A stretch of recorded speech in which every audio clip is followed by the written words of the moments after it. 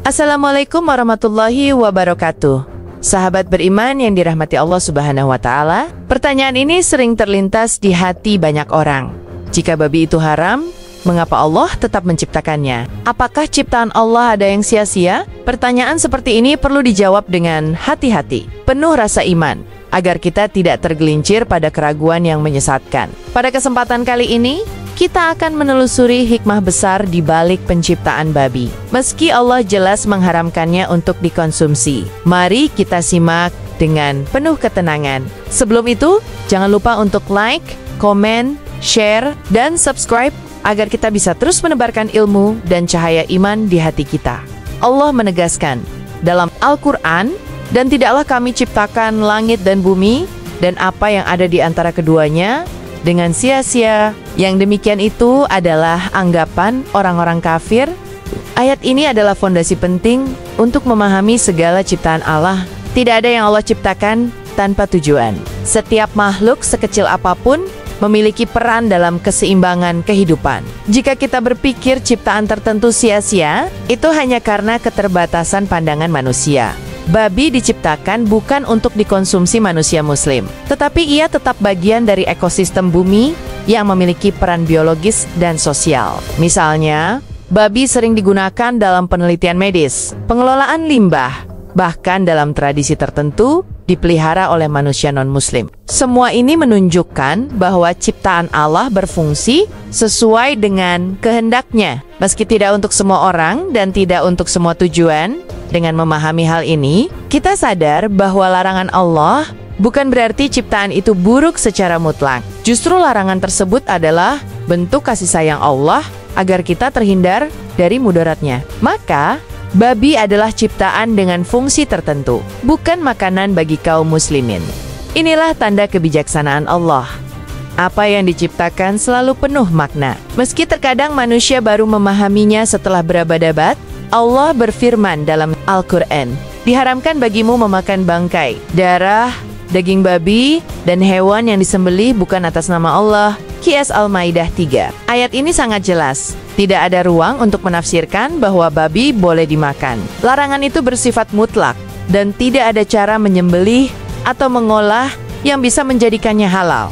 Dalam konteks ini, kita harus memahami bahwa Allah melarang bukan untuk membatasi, melainkan untuk melindungi. Sama halnya seorang dokter melarang pasien memakan sesuatu karena membahayakan tubuhnya. Larangan Allah adalah bentuk kasih sayang dan penjagaan agar umat Islam selamat dari bahaya yang tidak terlihat.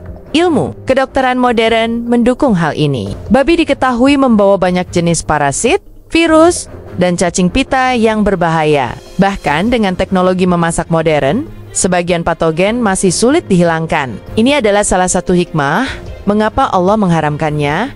Maka pengharaman babi adalah tanda rahmat Allah, bukan sekadar aturan tanpa makna. Dengan menaati larangan ini, kita menjaga kesehatan jasmani sekaligus ketaatan rohani. Babi, meskipun diharamkan untuk dimakan, memiliki fungsi ekologis yang penting. Hewan ini dikenal sebagai scavenger atau pemakan segala yang dapat membantu membersihkan limbah organik. Di banyak wilayah, babi memakan situs sisa makanan atau sampah organik yang sulit terurai, sehingga membantu proses daur ulang alam. Tanpa hewan seperti ini, lingkungan bisa lebih cepat tercemar.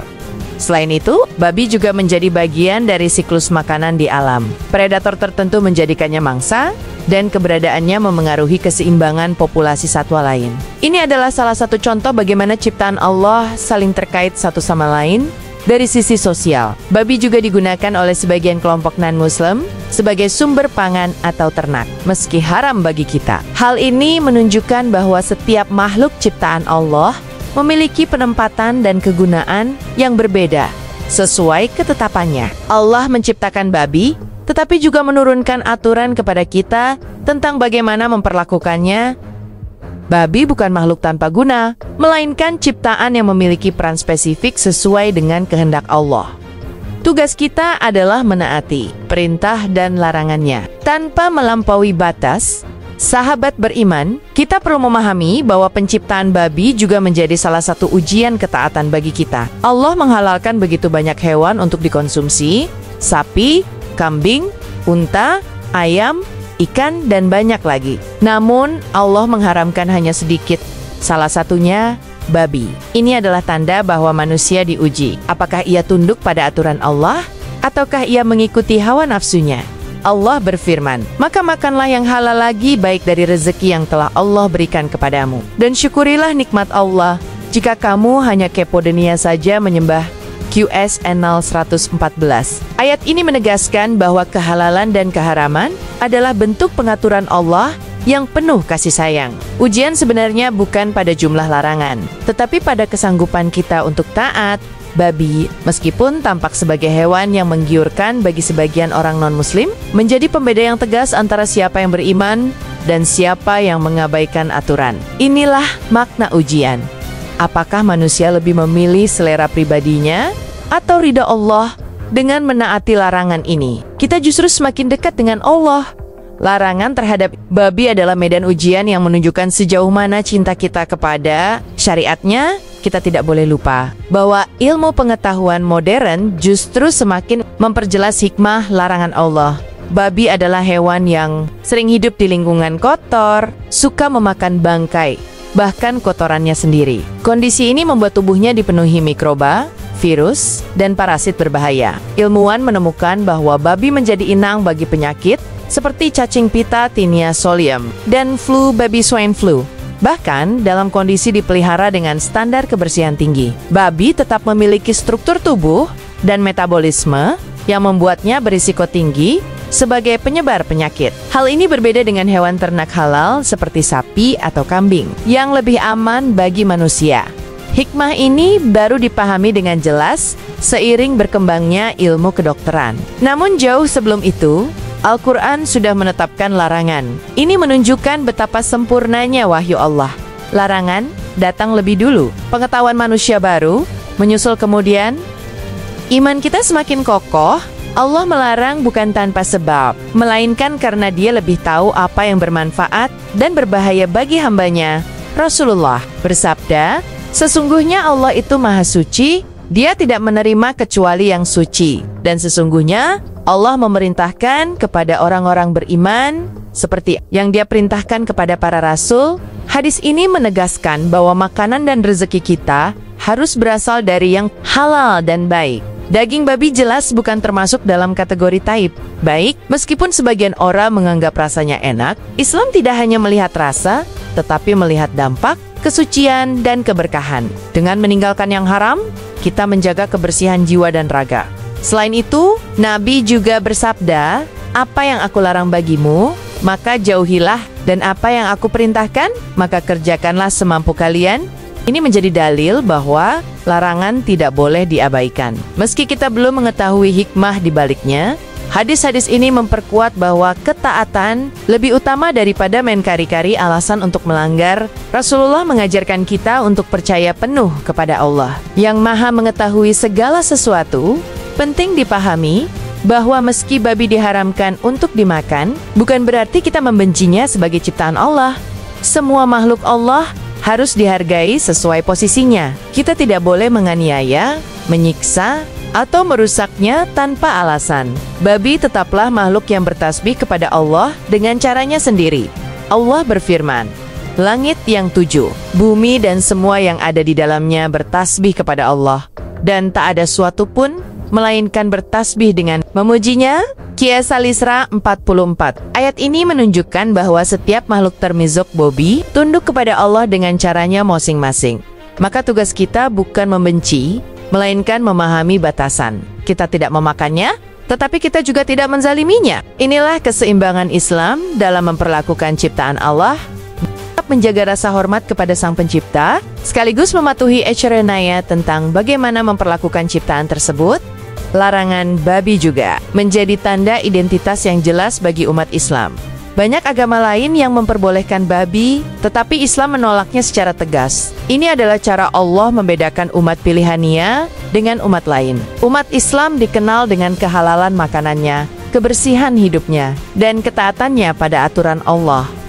Dalam sejarah, Yahudi juga memiliki larangan terhadap babi, tetapi sebagian dari mereka tidak lagi taat terhadap aturan itu. Islam menegaskan kembali larangan ini, agar umat Muhammad tetap terjaga kemurniannya hingga akhir zaman dengan mematuhi larangan babi. Umat Islam menjaga ciri khasnya di tengah bangsa-bangsa lain. Ini adalah kebanggaan dan tanda ketaatan, bukan sekadar aturan biasa. Ketaatan ini menjadi bukti nyata bahwa umat Islam adalah umat yang tunduk hanya kepada Allah, bukan kepada hawa nafsu atau budaya yang bertentangan dengan syariat. Sahabat beriman, larangan Allah atas babi juga mengajarkan kita untuk bersyukur atas banyaknya hewan halal yang tersedia. Bayangkan, begitu banyak jenis makanan yang halal dan lezat, dari daging sapi, ayam, kambing, hingga ikan di laut yang tak terhitung jumlahnya. Mengapa kita masih harus merindukan yang haram? Allah ingin kita fokus pada nikmat yang diberikan, bukan pada yang diharamkan. Inilah pelajaran tentang syukur. Orang yang bersyukur akan merasa cukup dengan apa yang halal, sementara orang yang kufur akan terus mencari-cari jalan untuk melanggar larangan. Selain itu, larangan babi membuat kita lebih sadar tentang pentingnya menjaga diri dari sesuatu yang kotor dan membahayakan. Kita diajarkan untuk berhati-hati, tidak hanya dalam makanan, tetapi juga dalam rezeki, pekerjaan, dan kehidupan sehari-hari. Maka, larangan ini adalah pengingat bahwa hidup bukan sekadar memenuhi nafsu, tetapi tentang menjalani kehidupan dengan kesucian dan keberkahan. Babi adalah ciptaan Allah yang penuh hikmah. Ia diciptakan dengan fungsi tertentu, meski bukan untuk dimakan oleh kaum muslimin. Kehadirannya menjadi tanda kebijaksanaan Allah dalam menciptakan keberagaman makhluk. Larangan Allah terhadap babi adalah perlindungan, ujian, sekaligus pelajaran bagi manusia. Kita dilatih untuk taat, diajarkan untuk menjaga kesehatan, dan dituntun untuk mensyukuri nikmat halal yang luas. Semua ini menunjukkan kasih sayang Allah kepada hamba-Nya.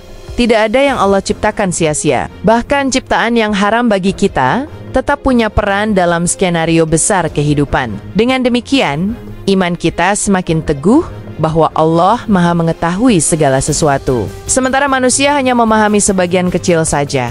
Hikmah ini membuat kita semakin yakin bahwa aturan Allah adalah jalan terbaik, meski kadang akal manusia belum mampu memahaminya secara penuh.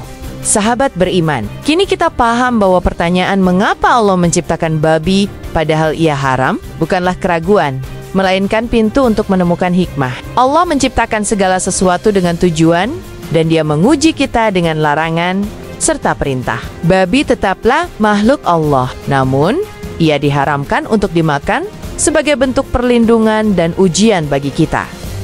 Larangan ini mengajarkan ketaatan, menjaga kesehatan, membentuk identitas umat Islam, dan melatih rasa syukur atas nikmat yang halal. Semua ini adalah tanda kasih sayang Allah kepada kita. Maka, mari kita jadikan setiap larangan sebagai sarana mendekatkan diri, bukan sebagai beban.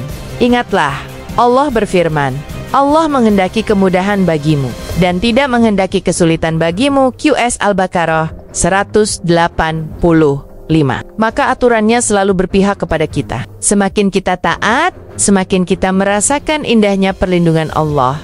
Wassalamualaikum warahmatullahi wabarakatuh. Jangan lupa untuk like, comment, share, dan subscribe channel ini agar semakin banyak saudara kita yang memahami hikmah syariat. Sampai jumpa di konten berikutnya, insyaallah.